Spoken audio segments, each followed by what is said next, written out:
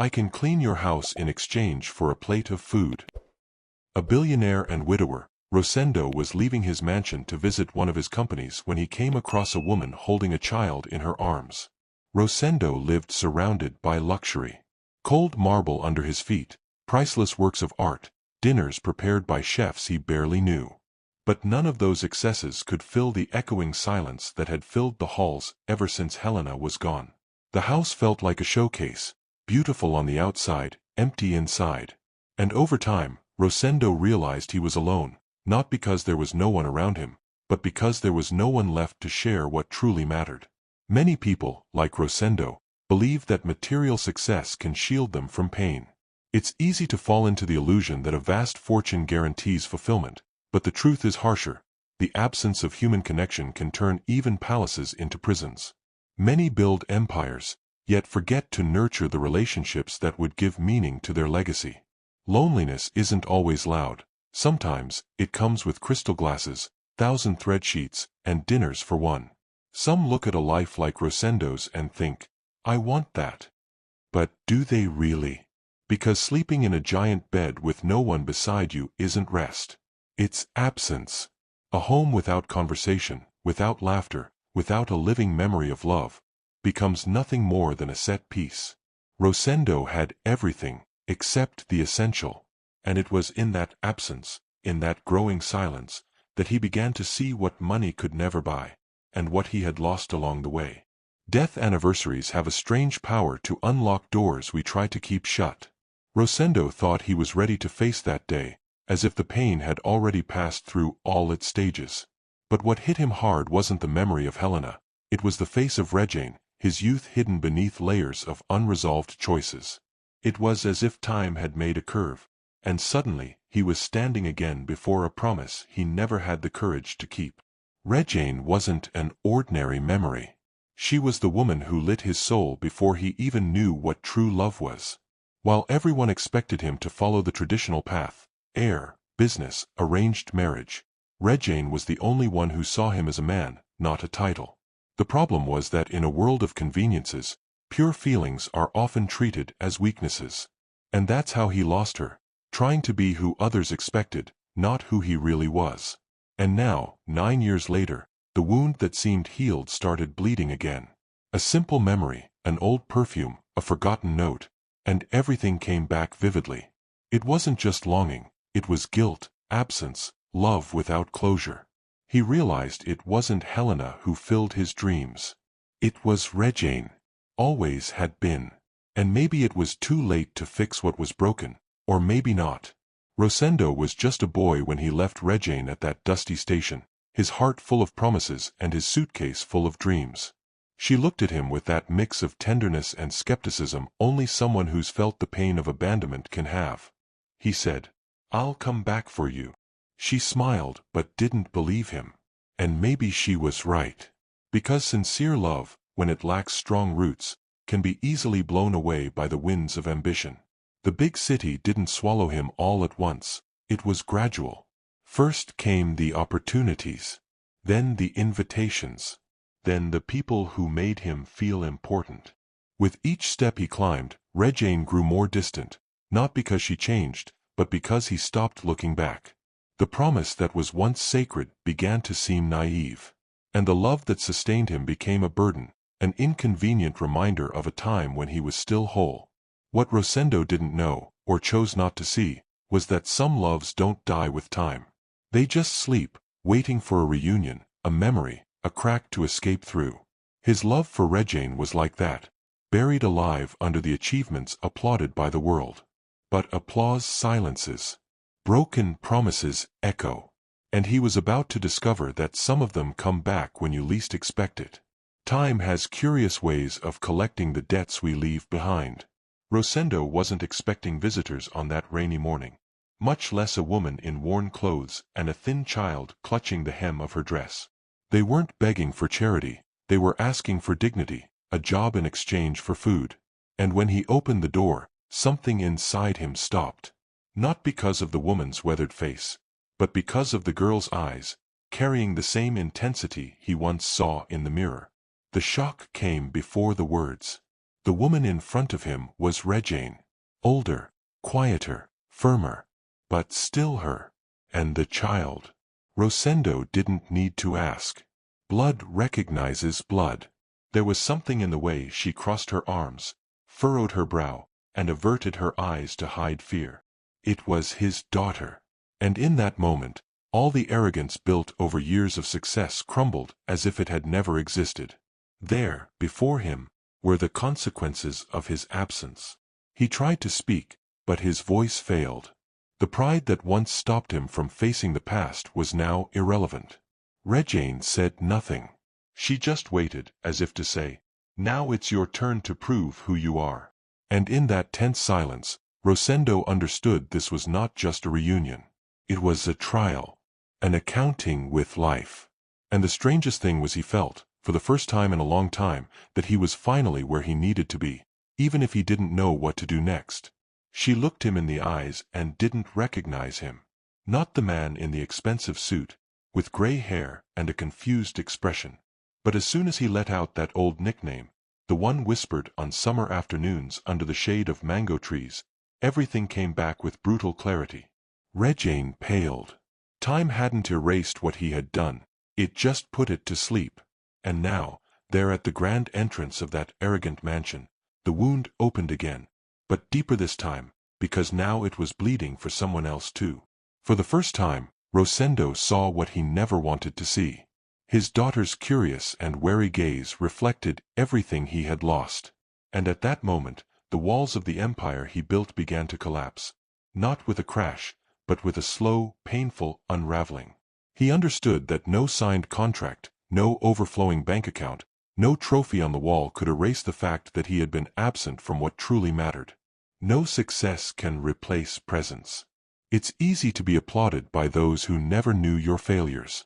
Harder to hold the gaze of someone bearing the weight of your abandonment. Regine didn't need to shout or accuse. Her silence said it all. And Rosendo, used to controlling everything, felt exposed. He thought he had won at life. But in that instant, it became clear, what he had built was a castle on quicksand. And now, finally, the tide was turning. Regine felt the ground slip beneath her feet. The revelation of the face behind that door hit her like a sharp blow to the stomach. Everything she had tried to bury surged back with fury. The broken promise, the waiting in vain, the years of silence. The natural reaction would have been to turn her back. And that's what she tried to do. But the sound that stopped her didn't come from Rosendo. It came from her daughter, with a faint, nearly stifled cry, as if even desperation was tired. She looked down and saw the girl holding her hand with teary eyes. It was hunger, cold, fear. A child who didn't understand broken promises or the pain of an old abandonment. And in that moment, Regine realized she had to choose. She could protect her pride and walk away with her head held high. Or she could swallow the pain once again and make sure her daughter had something to eat that night. Love spoke louder, as it always does in a mother's heart. Rosendo, standing at the door, didn't see a weak woman. He saw a woman too strong to bend easily. The fact that she stayed, even with tears of anger in her eyes, said it all. She hadn't forgiven, forgotten, or surrendered. She had just decided to survive. And sometimes, survival takes more courage than any other act. There was no reconciliation yet. But there was a crack. And through that crack, something new was about to emerge, something he still didn't understand. When Regine and Dora crossed the threshold of that gleaming mansion, it was as if two different worlds collided silently. The cold shine of the marble contrasted with the dust accumulated on their worn shoes, and the finely carved wooden chairs seemed like set pieces in a scene that did not include them. Rosendo watched them, and for the first time, he felt out of place in his own palace. The luxury around him was no longer a symbol of achievement, but an invisible barrier between him and what truly mattered. The walls, which once seemed to protect a successful man, now echoed the distance he had created between himself and life's simple things. Regine carried in her hands the hardness of years of struggle, and Dora held in her eyes the innocence mixed with the weariness life had forced on her too soon. The mansion, which should have been Rosendo's refuge, had become a stage where the ghosts of the past took human form, a living reminder of what his wealth could never buy. Sitting in that vast room, Rosendo realized the true emptiness wasn't in the house, but inside himself. All that opulence was an empty stage where he had become a stranger to himself and to those who mattered most. And in that sharp contrast between the cold marble and the tired feet, something began to change, a silent invitation for him to face his real ghosts. Borges had always been more than a butler. He was the invisible guardian of that world of appearances and secrets. When he saw Regine and Dora crossing the hall, his eyes narrowed, measuring every step, every gesture, as if trying to judge the legitimacy of it all. To Borges, those two were nothing more than a silent threat, an unexpected rupture in the carefully preserved balance. His rigid posture spoke louder than words. It was a veiled warning that this home did not accept invaders. But Rosendo, unlike what many imagined, did not give in to the pressure. With a firm voice, he declared that Regine and Dora were his guests, not a problem to be discarded. It was a moment of change, although not yet fully conscious to him. The butler, used to controlling the environment and protecting Rosendo's bubble, felt his domain threatened. Borges' veiled disdain was more than a professional reaction. It was the reflection of a fear of losing control over a house that, for so long, had been his fortress. The tension between them grew in the heavy silence of that grand hall. Rosendo was beginning to realize that to move forward, he would have to face not only his own ghosts but also the barriers his protection had built around him. Borges was not just a butler. He was a symbol of everything Rosendo had tried to hide. And now, that silent judgment was becoming one of the greatest challenges he would have to overcome. In the shadowy library, where silence seemed heavier than any spoken word, Regine decided to open her heart. With a voice carrying years of contained suffering, she revealed the truth that would change everything. That shy-eyed, careful-gestured girl was Rosendo's daughter. A secret kept in the shadows, a life that had grown far from the wealth and power he believed he had conquered, but which in reality had been built on his absence. As Rosendo absorbed the news, images of years gone by began invading his mind. Every step he took toward success, every deal closed, now seemed like a wall raised between him and the family he never knew he had. Regine had fought alone, facing life's harshness to protect the daughter he ignored. It was a silent battle, invisible to society's eyes, but one that carried the full force of love and resistance. The revelation did not bring immediate relief. On the contrary, it felt like an abyss opening before him, an abyss made of wrong choices, unspoken words, and lost time. Rosendo understood right there that his fortune could not pay the price of absence, and that girl was living proof of the empire he had allowed to crumble in his own heart. And at that moment, something inside him began to awaken, an urgency he had never felt before. Rosendo felt the weight of the world collapse on him, as if every birthday not celebrated, every step not witnessed, was a stone crushing his chest. Those moments that once could have been shared with his daughter now turned into tormenting ghosts, present in every silence of the mansion. He saw himself not as a successful man, but as the villain of a story he would never want to tell, a man who let time steal what he would never recover. Guilt, suffocating and overwhelming, took hold of every thought. It was a feeling with no room to be placed, a pain that could not be shared or hidden. Rosendo knew that no matter how much he wanted to erase the marks of the past, those scars were etched in the girl's soul, in her memory, in the fabric of the life he never participated in. Regret brought no comfort, only a constant echo of what was lost forever. In this avalanche of emotions, he realized that money or power alone were not enough to heal the wounds. It would take more, much more. And behind that almost paralyzing pain, a spark began to appear. The will to try to be different, to face the past, and perhaps build something new. But to do that, he would have to dive deep, where guilt and pride clashed in a silent and relentless battle. Regine carried on her shoulders a story few people knew, a journey marked by unanswered letters, closed doors, and the coldness of a family that rejected her for following her own path. Every humble job she got was not just a way to survive, but an act of resistance against a world that insisted on belittling her struggle. She refused to be defeated, even when everything seemed to conspire against her dreams and dignity. Raising Dora alone was her greatest victory. Between tight budgets and sleepless nights, Regine built a home of love and values that no money could buy. She taught her daughter that strength is not in fortune, but in the courage to face each day with hope, even when the scene seemed bleak. That warrior motherhood was a beacon in the storm, a living example that dignity and love can bloom even in the harshest terrain. And while Rosendo lost himself in his empire of gold, Regine showed that true greatness isn't in what you possess, but in what you endure and overcome.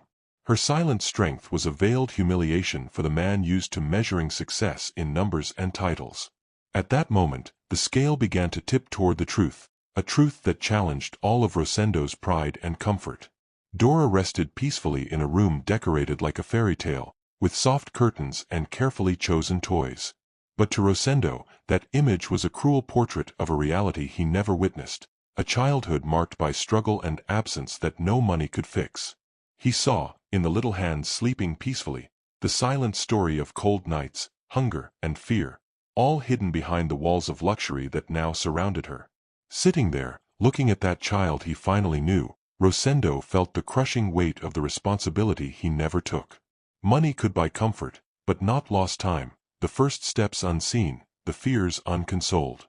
He knew he needed more than checks and gifts to fix the past. He needed presence, genuine love, a real commitment to be the father he never was. The question haunting him had no easy answers. How to be a father now? How to become someone trustworthy for someone who grew up without him? It was a journey that would demand humility, patience, and a willingness to face his own failures. And as he searched for those answers, something inside him began to stir. The possibility of redemption that only arises when you're truly ready to change. The silence that once ruled Rosendo's mansion began to break, giving way to an atmosphere heavy with unresolved tension and emotions. Each room, once just a showcase of wealth, transformed into a stage for silent confrontations and looks weighted with old grudges.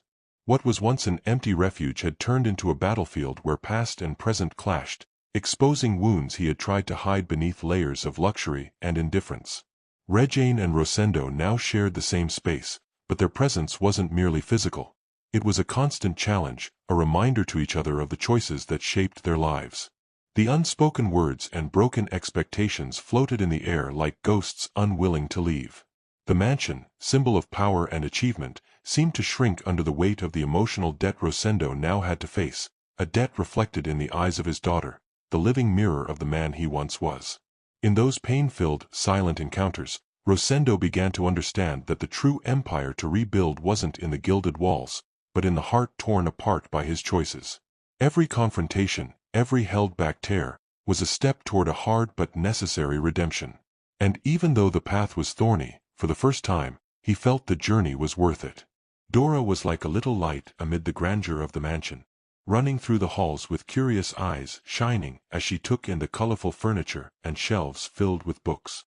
To her, the place was a magical castle, a new world where everything seemed possible and safe. She had not yet understood the weight of untold stories, the silent tears echoing through the corners of a home full of contrasts. While Dora smiled with the lightness only childhood allows, Rosendo watched quietly. His heart tightened as he realized that no matter how much he tried to make up for lost time with comfort and gifts, the girl still carried an invisible pain he didn't know how to ease. Her innocent smile was like a beacon illuminating the depth of the guilt he felt, a guilt words couldn't explain, following him every moment. Dora's presence was both the purest hope and the most painful reminder for Rosendo. She didn't know of the absence, the nights of fear, the silent battles her mother fought to protect her. But that innocence, so genuine and fragile, was also an invitation for him to rewrite what was left of that story, an invitation he could no longer ignore. Regine felt the weight of a battle that seemed endless. Every glance she cast at Rosendo carried a part of her screaming to leave, to flee again, to shield Dora from the man who had been gone for so long. She knew abandonment's pain well and how old scars can burn when reopened. The fierce protective mother instinct told her not to risk it, to keep distance and ensure her daughter would suffer no more. But there was another part of her, tired, exhausted, shoulders heavy from years of solitary struggle, that felt an unexpected desire to stay. She would stay not because she fully trusted him, but because maybe, for the first time, she could spare her soul the weariness of running away. Maybe she could finally allow someone to share that burden. It was unknown ground, filled with fear and hope tangled together, where the past knocked at the door, but the future peeked in with a shy light. The dilemma consumed Regine, dividing her heart between the desire to protect her daughter and the need for rest. It was a choice not made lightly, because acceptance didn't just mean opening the door, it meant risking, forgiving, starting over. And deep inside, amid the silence between conflicting thoughts, something subtle began to emerge. The possibility of rebuilding, even if painful and uncertain. Rosendo spoke with a voice trembling but firm. He offered what he had, a home, comfort, schools, doctors, everything Dora had never had. He wanted to make amends with concrete actions. Regine listened silently, but inside, something twisted. That offer, though well-intentioned, sounded more like settling scores than a pure gesture. And she knew, not every gift is light. Some come wrapped in guilt, others in control. She didn't want charity disguised as redemption. She had fought for years with dignity, refused help out of pride, but also out of necessity for autonomy. She had raised Dora with calloused hands, courage, and faith. Now, seeing everything she had built replaced by sudden luxury made her feel as if her story was being erased. She didn't want her daughter to believe she only had worth now, because that worth had always been there, even when the world turned its back. Regine took a deep breath. Saying no to an easier life for her daughter wasn't easy, but accepting help weighed down by moral debt wasn't either. She didn't want to be rescued, she wanted to be recognized. If she was to accept anything, it had to be on her terms, with respect, truth, without romanticizing an abandonment that came at a high cost. And she decided, the offer would be considered, but on her terms. Dora wandered curiously through the mansion's halls, her little eyes alert to every detail. But what caught her attention most wasn't the shine of the chandeliers or the size of the windows. It was the serious man in the expensive suit with the absent smile. A man who, even surrounded by wealth, carried in his eyes something she, with her childlike sensitivity, couldn't understand. Late in the afternoon, in her mother's arms, she asked softly, "Mommy, why is he so sad?" Regine held back tears. She stroked her daughter's hair, took a deep breath, and invented a gentle answer, as if tucking away a secret. "Because sometimes, sweetheart, grown-ups forget what's important, and that makes their hearts sad." Dora seemed to accept it, but Regine felt the truth burn inside her. That sadness the girl saw wasn't recent, it was the pain lodged in a man who lost what he never knew he had. In the quiet that followed, Regine stared out the window, eyes welling up. The true answer was unspoken, but throbbed in her chest. He's sad because he lost us. He missed the first steps, the laughter, the stories told in the dark, the midnight hugs. He lost the chance to be a father when it mattered most. Now he tries to piece together a story that was already broken. But Dora, unknowingly, already touched the heart of the wound with the purity of one who feels before understanding. Borges walked through the house with his usual stiffness, measured steps, and expressionless face. But behind his impeccable posture, his eyes betrayed discomfort. Every time he saw Regine cross the halls or heard Dora's innocent laughter echo through the walls, something stirred inside him. For Borges, this wasn't just a visit. It was a threat to the control he thought absolute over the mansion and the man he vowed to protect. He remembered everything. Rosendo's youth, the forbidden passion that almost ruined the family's reputation, the nights when Regine was just an unwelcome presence at the gate.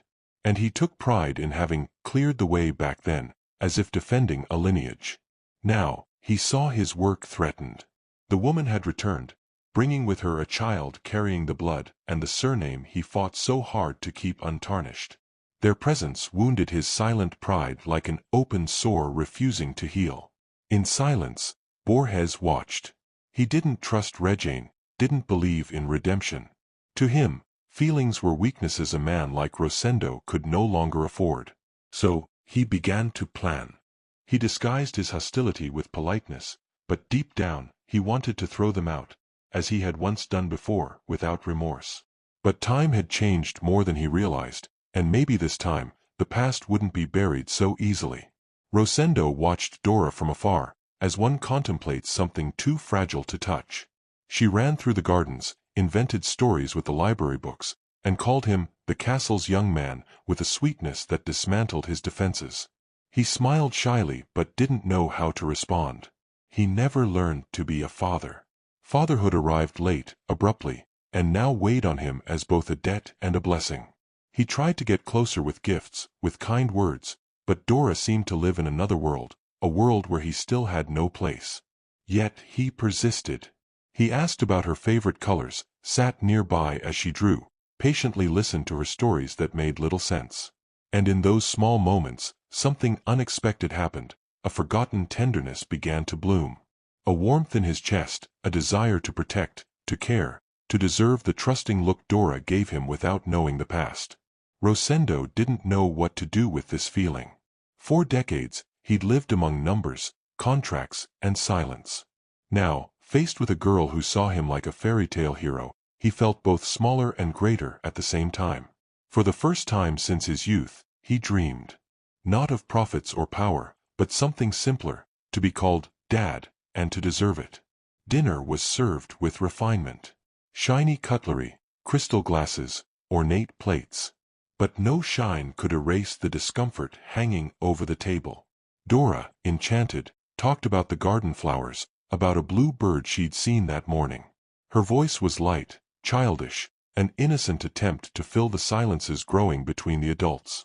Regine ate in silence, her gaze lost in some memory only she knew. Rosendo tried to smile, tried to join the conversation with his daughter, but every word Dora spoke felt like a reminder of the time he'd lost. He watched her as if trying to memorize a face before it disappeared. And when his eyes met Regine's, the past screamed. But there was no room for shouting in that controlled environment, where everything seemed too refined for pain.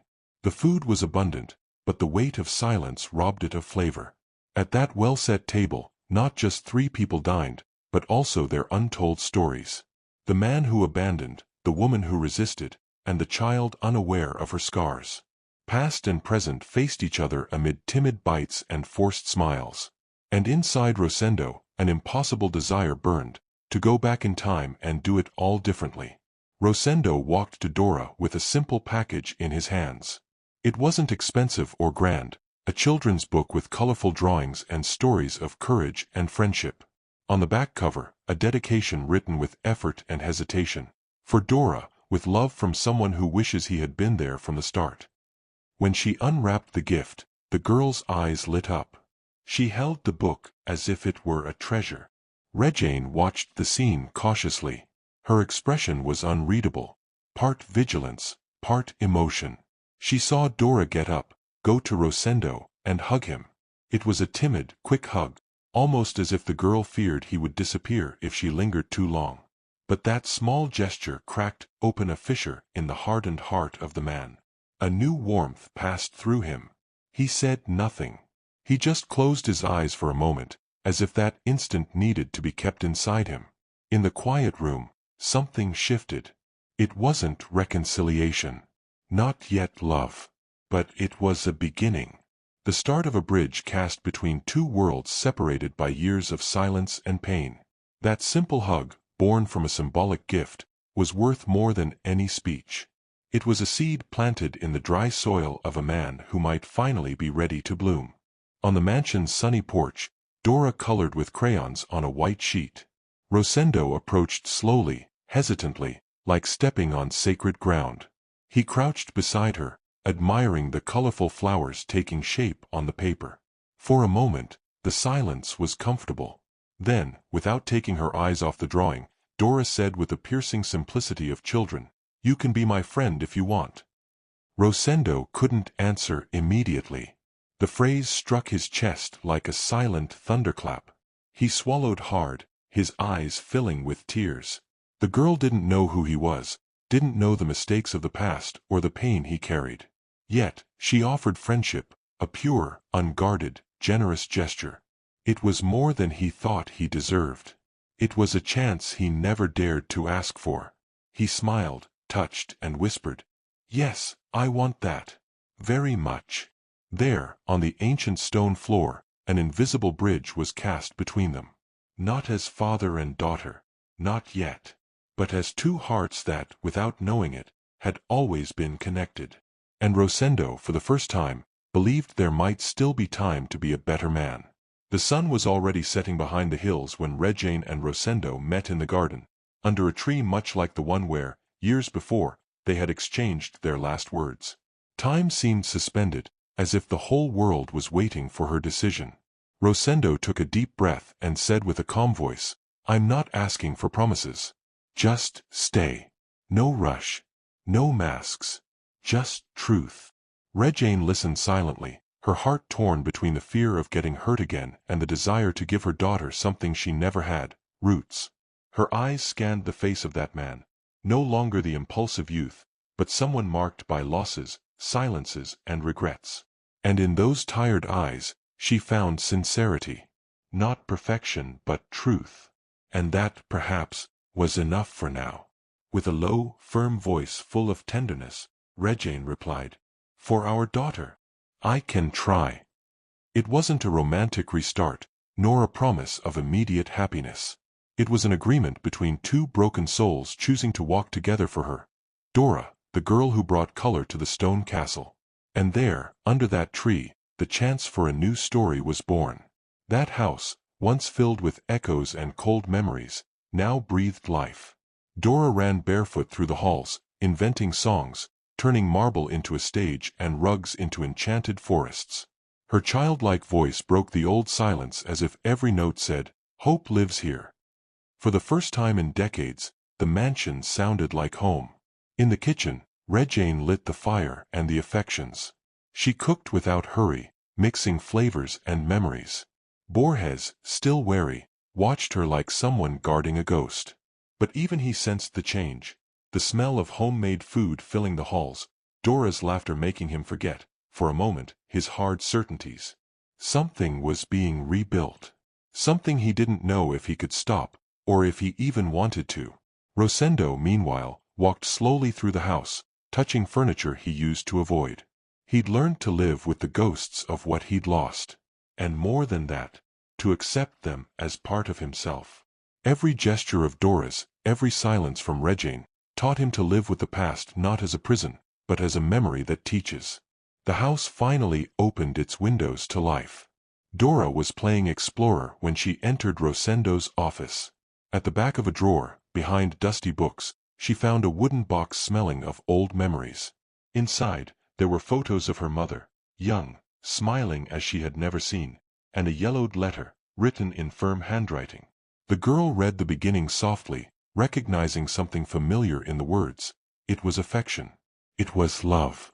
She ran to Regine, eyes shining with questions. "Mommy, why did the man from the castle write this to you?" Regine felt the ground slip beneath her feet. Her face paled, her breath caught. For a second, she thought of fleeing the answer, but her daughter's look demanded truth. She sat with Dora on her lap, took a deep breath, and said, tears in her eyes, "He is your father, my love." The silence that followed was thick, sacred. Dora stayed quiet for a moment, trying to piece together the puzzle time had hidden. Then, without difficult words, just with childlike simplicity, she wrapped her mother in a tight hug. Dora's world changed in that second, but the love she felt did not. And in that gesture, Regine understood that truth can hurt, but it can also heal. Borges walked the halls with his usual cold gaze, but now his words carried a subtle venom. He disguised his unease by saying the mansion wasn't a place for a child, that the environment could harm Dora's growth and education. He painted a picture where the girl's innocence would be stifled by the pressures and secrets of that home. Behind the courtesy, he hid firm resistance and a silent determination to keep things as they were. Regine immediately sees through Borges's game. She knows he's not acting out of genuine concern, but out of fear. Fear of what that little girl represents. The breaking of the old order, the exposure of secrets, and a threat to the comfort he's always protected. When she finds Dora sitting alone, shoulders slumped, expression sad and isolated, she feels the urgency to act. That girl couldn't be left on the sidelines. Not in that house, not anywhere. With firmness and tenderness, Regine confronts Borges. "She didn't come here to take anything from you," she says calmly but resolutely. She just wants a place to grow, to bloom, and to have the chance she never had. In that moment, Regine makes it clear. The mansion no longer belongs only to Rosendo. It's a ground where past and future must coexist, no matter how hard that might be. On long, lonely nights, Rosendo finds in old diaries a mirror of the man he once was. A young man full of dreams but also hard choices and abandoned paths. Flipping through those pages is like revisiting ghosts he tried to forget, especially the fateful day he chose business over true love. Every word he reads stabs at the pride he built, revealing cracks in a soul long in need of healing. For the first time in decades, Rosendo allows tears to fall, releasing the weight he carried in silence. That old pain was not just a distant memory but an open wound that kept him chained to a past he himself chose. He realizes that no matter how brilliant his success, it never replaced the warmth of a hug, the sound of shared laughter, the genuine touch of love. It was time to do things differently. With a heavy yet hopeful heart, he walks to the garden where Regine and Dora are, two figures embodying all he lost and all he still can gain. Looking into her eyes, he says with raw sincerity, "I lost too many years to pride. Let me win a little with love." Regine listens without turning away, and in that instant, something fragile and true begins to form between them, a new chapter written by the courage to face the past. Dora, with her bright, curious eyes, asks for a special spot in the garden. She carefully chooses colorful seeds, daisies, sunflowers, violets, as if choosing dreams to plant in the earth. Every day, she tends the sprouts, speaking to them as if they were secret friends. Each little flower that blooms is a victory, a living symbol of hope and rebirth. Moved by the simplicity of the gesture, Rosendo joins her with tools in hand, slowly learning the patient rhythm of cultivation. Regine brings water and watches closely, offering silent support. That shared work goes beyond the garden. It's a metaphor for the life they are all beginning to rebuild, a tangible way to leave the past behind and look to the future with lighter hearts. While Dora runs among daisies and sunflowers, the smile on her face lights up the entire house. Regine watches her daughter and feels the truth of the simple phrase that slipped from her lips. This is what happens when you stop running. The flowers are no longer just beauty, they are testimony to the love finally blossoming in a home once condemned to silence. Amid the growing tension inside the mansion, Borges lets slip his frustration. In a moment of restrained anger, he threatens to reveal Regine's past secrets to the press, insinuating that the woman now living there as a guest was once a lover who came back to claim inheritance, someone unworthy of the new life she's trying to build. His words cut through the air like blades, aiming to shake her reputation and reaffirm his control over the house. But Rosendo, tired of hiding his flaws and ready to defend what truly matters, intervenes with firmness and authority. Looking Borges in the eyes, he declares, "The only shame here is your lack of compassion." The strength of his reply disarms Borges, who realizes for the first time his power is fading. Humiliated and isolated, he feels the ground slip beneath his feet as the control game begins to shift. Regine remains calm and dignified. Wounded by the threats, she does not respond with hate or bitterness. She knows time is an impartial judge, one that heals, reveals truths, and exposes who we really are. She stands firm, confident her story won't be written by those who want to destroy her, but by herself, with courage and truth. In the soft dimness of Dora's room, the girl sits on the edge of her bed, eyes full of unspoken questions. With the innocence of one who has felt absence, she looks at Rosendo and quietly asks, "Are you going to disappear again?" The silence that follows is heavy, filled with old fears and broken promises. Rosendo takes a deep breath, kneels to be eye level, and holds her small hands tenderly. He looks straight into his daughter's eyes, filled with sincerity and renewed hope. "This time, I'm staying," he says, voice steady but soft, full of commitment. There's no room for excuses or empty promises, just the simple truth of a man who, for the first time, understands that love shows itself in the present, in constant care, in being there even when it's hard. Dora smiles, accepting this new chance without needing more explanation. At that moment, between the silent hug and the soft light filtering through the window, Rosendo understands what redemption really means. It's not erasing past mistakes, but being present now, building a future worth having.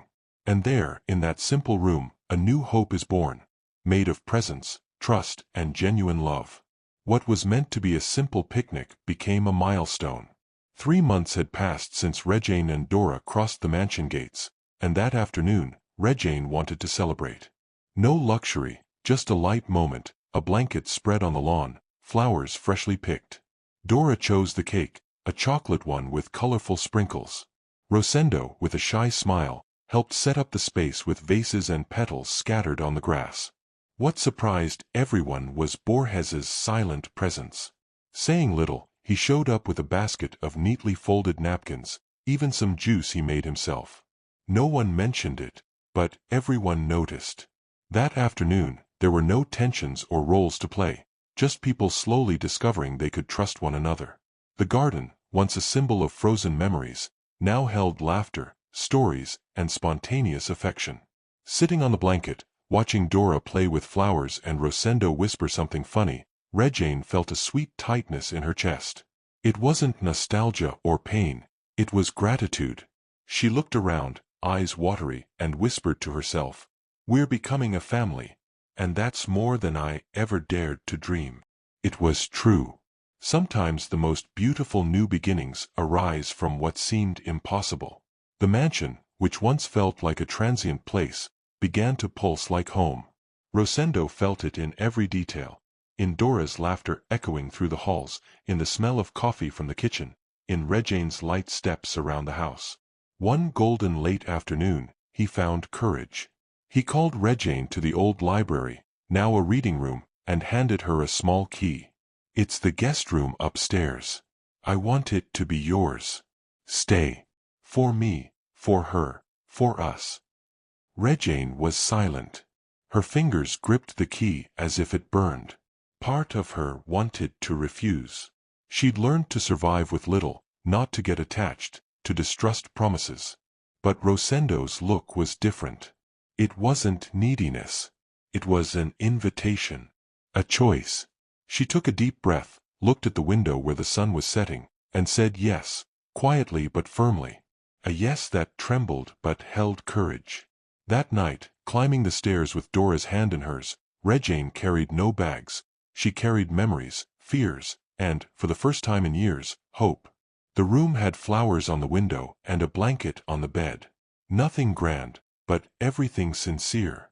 Lying beside her daughter, Regine closed her eyes and knew something had changed forever. It wasn't just a new address. It was a new way to belong.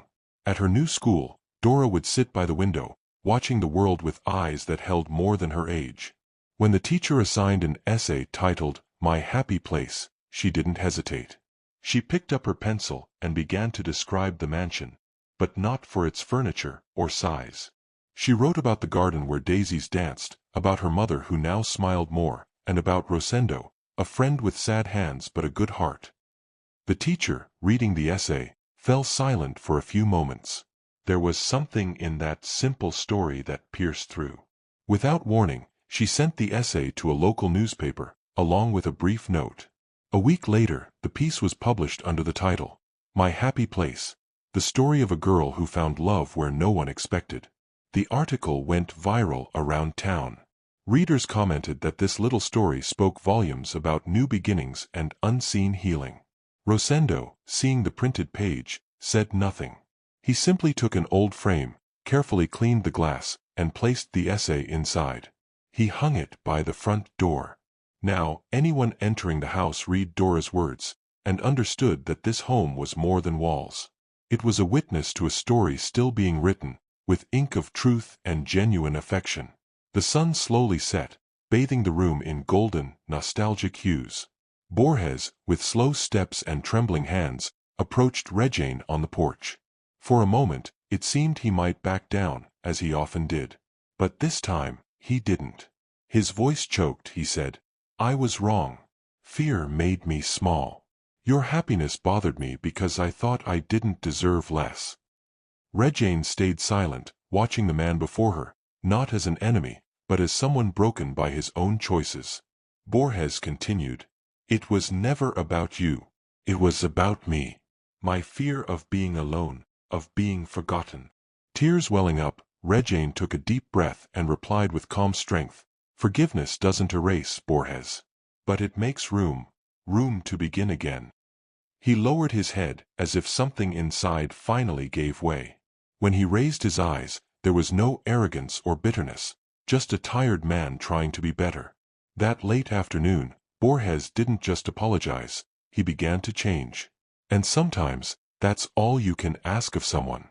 In silence, Rosendo entered the registry office with a single goal: to officially recognize in writing what his heart already knew. With a steady voice, he declared Dora his rightful heir. Not out of obligation or pity, but out of love. Love born from everyday life, from silent care, from affection built not by blood, but by truth. Later, in a softly lit room bathed in morning light, he told Regine. She was overwhelmed with emotion, barely able to respond. "I don't want favors. I don't want to confuse gratitude with dependency," she said with the dignity she always carried. Rosendo smiled calmly. "You gave me something I never had, Regine: peace. And that's worth more than any fortune." The conversation was brief but profound. No promises, no demands. Just two adults who understood the weight and value of what they were sealing. In that gesture, more than a signature on paper, a pact of mutual respect was made, not based on debt, but on choice. Rosendo decided to renovate the old room where Regine had spent hours in silence, cleaning and hiding dreams. Now, he transformed the space into an art studio. Light walls, open windows, paints and sketchbooks spread across a wooden table. It wasn't a gift, it was a giving back. A reminder that she also deserved to create, not just serve. When Regine entered, the air felt different. She slowly walked through the room as if rediscovering a forgotten part of herself. She touched the wall with the tips of her fingers, closed her eyes for a moment, and smiled. "This is where I become who I was again, only stronger." There was no bitterness in her gaze, only gratitude for a new beginning. Dora appeared, curious, and ran to her mother. With bright eyes, she asked, "Then paint a big sun, Mommy." Regine laughed, grabbed the brush and replied, "I will, my love. A sun for every day we survived without it." And the room, once gloomy, became the heart of the house. For many years, the mansion had been a place of absence. Its wide halls held echoes of heavy silences, as if time had frozen joy. But now, something had changed. In the mornings, Dora sang while brushing her hair. In the afternoons, laughter filled the garden, where once withered flowers now bloomed lightly. At night, the table once marked by cold formality transformed into a space for sharing. Simple dishes, intertwined hands, stories told between bites. Regine's eyes sparkled with laughter. Borges carefully served the juice, and Rosendo listened. He listened to everything, every sound, every gesture, as if they were new songs, composed right there in this new life. And then he understood, this house was not just full, it was alive. The love that filled it demanded nothing, asked for no presents. It simply was. Present in the details, in spontaneous smiles, in the absence of fear. Rosendo retired quietly that night, and for the first time in decades, slept with a smile.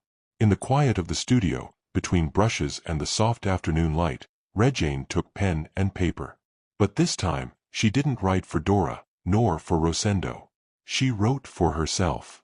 For the woman who faced sleepless nights without answers, who persevered even when all seemed lost. "Thank you for not giving up," she began. With each line, a memory. With each sentence, a healing. She acknowledged the pain but did not idolize it. She remembered the girl who dreamed of painting, the mother who fought silently and fiercely, the woman who rose even when no one saw. "You were my shelter when no one else was," she wrote. The past now didn't weigh her down. It guided her. It was solid ground, not an open wound. When she finished, she signed with steady hands and watery eyes. At the bottom, a simple but powerful phrase: "You have won.